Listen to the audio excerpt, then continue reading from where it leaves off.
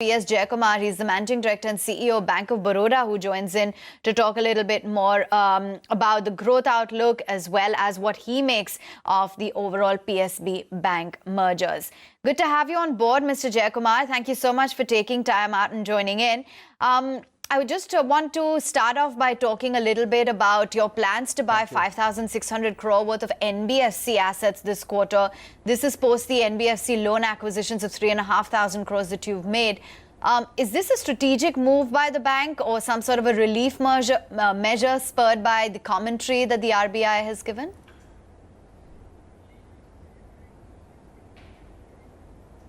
I think it's a continuing process for us. We have, I think, about an exposure about 1,05,000 crores.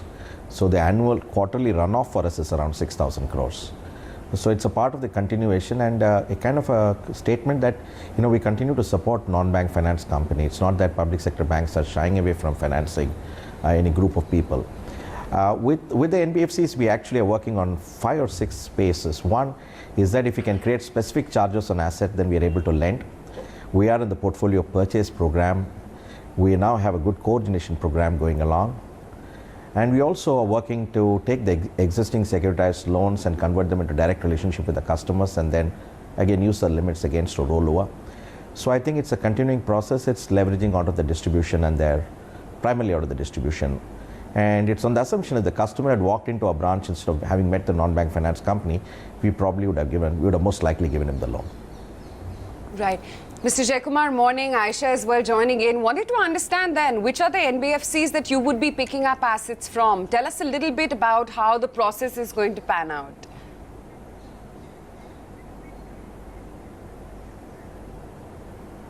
No, it's a part of a continuing relationship. We have quite a few of them, quite a few of this relationship, and it's been there for some period of time. For the last 3 years, we've been working with them, and so we continue to keep financing them, and we get repaid, and so on and so forth. But we're also looking at the smaller NBFCs that are very niche oriented, that are in certain sectors, MSME, education, etc. And they're quite an interesting set of business models that are there, and they seem to be focused on markets others are not financing. So we are trying to work with them as well.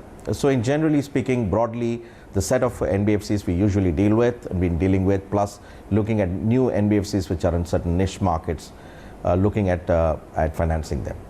Do you want to name any, sir?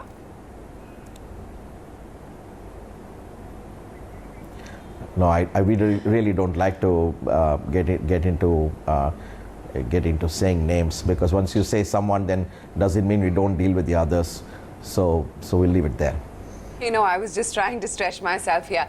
Let's move on. You've also got the approval to acquire about 2,150 crore rupees of fresh capital via a combination of, issue of bonds as well as ESOPs with the green shoe option. Now, the raise is expected to conclude at the end of this month, as we understand. You've also allotted about 7,000 crore rupees from the Finance Ministry. Is that sufficient or in line, you would say, with what was expected and required by the bank? If you could tell us about how you're going to go about deploying these funds, what are the primary objectives of this capital raising for BOB?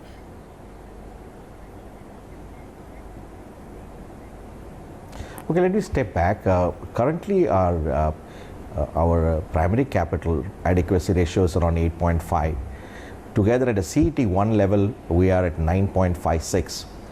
The proposed raise of funding is in 3 parts. The first is the 7,000 crores the government recently announced by way of subscription. And the other 2 being our plan to raise AT1 of 4,000 crores and certain employee stock program of about 1,000 crores. Cumulatively, they would take our CET1 by about 2%. So from 9.56, we move to 11.56. And our overall capital adequacy ratio will go up to 13.75. So that's reasonable and reasonable. And in addition to that, we're looking at organic profit of about 4,000 crores during the course of this financial year. That will come into accounting on 1st of April 2020. So I think we are reasonably well positioned with respect to capital. The 7,000 crores was the amount that we had requested from the government, and is largely to some extent used to pay for some of the accounting related provisions that we had to take consequent to the amalgamation of the three banks, which all of which are in the public domain, primarily as Dena and Vijaya Bank converge to the common accounting standards. There were provisions to be taken, and some of this amount of money is essentially going back to, so to say, bringing our capital to the pre-merger level. Okay, fair enough. The other big headline then that we're looking at is the PSB mergers that have taken place over the weekend.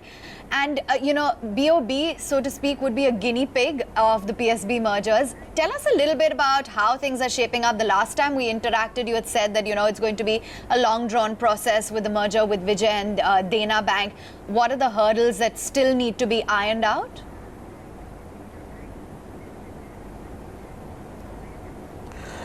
It's going on smoothly, as it were. What we've been able to do is to get to a common organizational structure across all the three banks. So we have one organization, if you will. So that's the first step. We completed most of the formalities with respect to the HR integration processes, whether it is the way the payrolls are computed or the performance management system is graded, etc., transfer policies, etc. We're pretty much there. On technology, we were expecting it to be a little bit of a longer play, because although they were all part of Finacle, they're different versions and a lot of customization. But what we have found is a way to get around it is that in the top 1,000 branches, which constitute about 60-70% of our business, we are having connectivity into all the three Finacle system, and the incremental customers are therefore now being originated on the go forward Finacle 10 version, which is a Bank of Baroda version. So effectively, we are already moving into these branches to moving them into a common platform, all the customers, even while from the back, the integration process is working with respect to the merging of the database. So the point was that the database merger takes time, so we'll find a creative way of accomplishing the same. So walk into any branch, you'll have access to all the three systems, so customers can be served.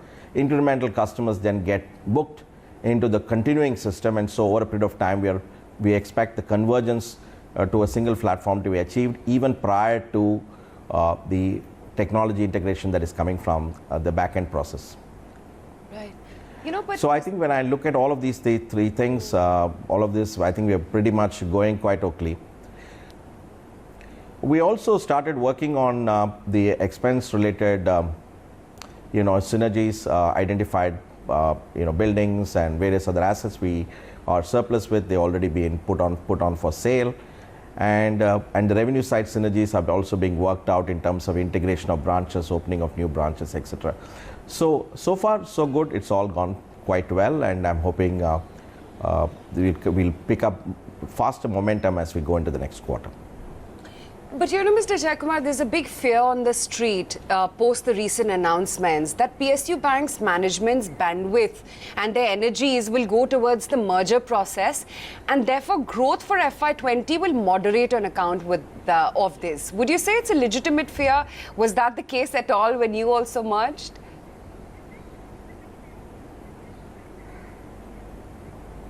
I would say, while it is a legitimate fear, there are workarounds with respect to that, respect to the challenge.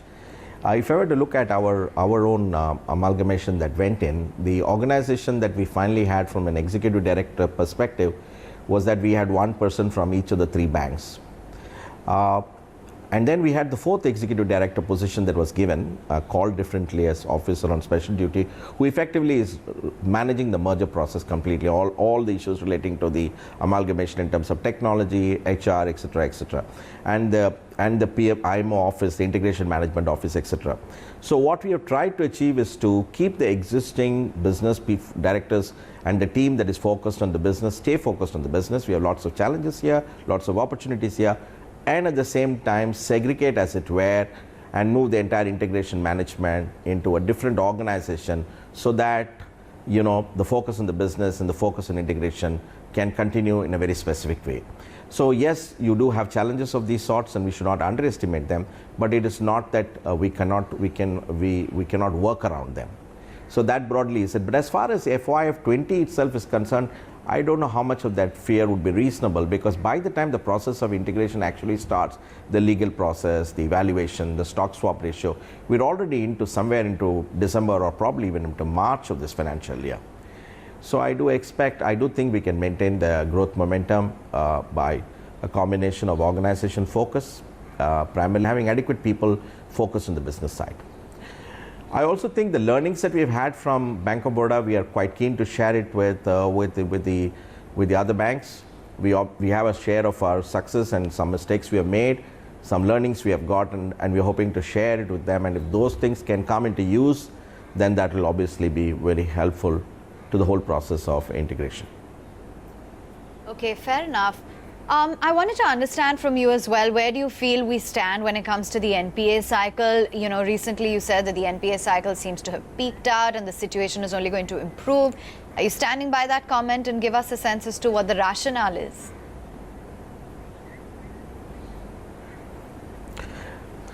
Okay, let me step back a bit and try to put it to you this way, that when we look at the NPA scenario, we have both the continuing slippages that are there and the recoveries as well, and the combination of these two things along with the provisions we take for NPA is really what defines the net NPA number. Now, as far as the recovery is concerned, as you know, the NCLT mechanisms have not delivered, have not fully rectified this quarter. Hopefully there is acceleration in the following quarters, and if that happens, then there is a sufficient amount of recoveries to deal with the net NPA situation. As far as the gross NPA, as far as the incremental slippages are concerned, there are some concerns with respect to some of the NBFC exposure and how the accounting will happen, how quickly they would get restructured. That's an issue. There are a couple of other larger accounts which are also in the visibility. But by and large, I think bulk of the issues or bulk of the accounts that we expect to NPA are all there. And to that extent, I think we have a better grip on what these numbers are likely to be by March. But as I've learned many times over, it's very difficult to say this is it. All I'm saying is that we can be a little bit optimistic, but there's a lot of work to be done on the ground. And then there are always factors that we are not able to visualize or predict. But if the NCLT starts providing results and recovery starts coming in strongly, then there is no reason why the net NPA number should not look better than what it did when we started this year. Mr. Jaikumar, always a pleasure speaking with you. Thank you so much for taking the time out and joining in today.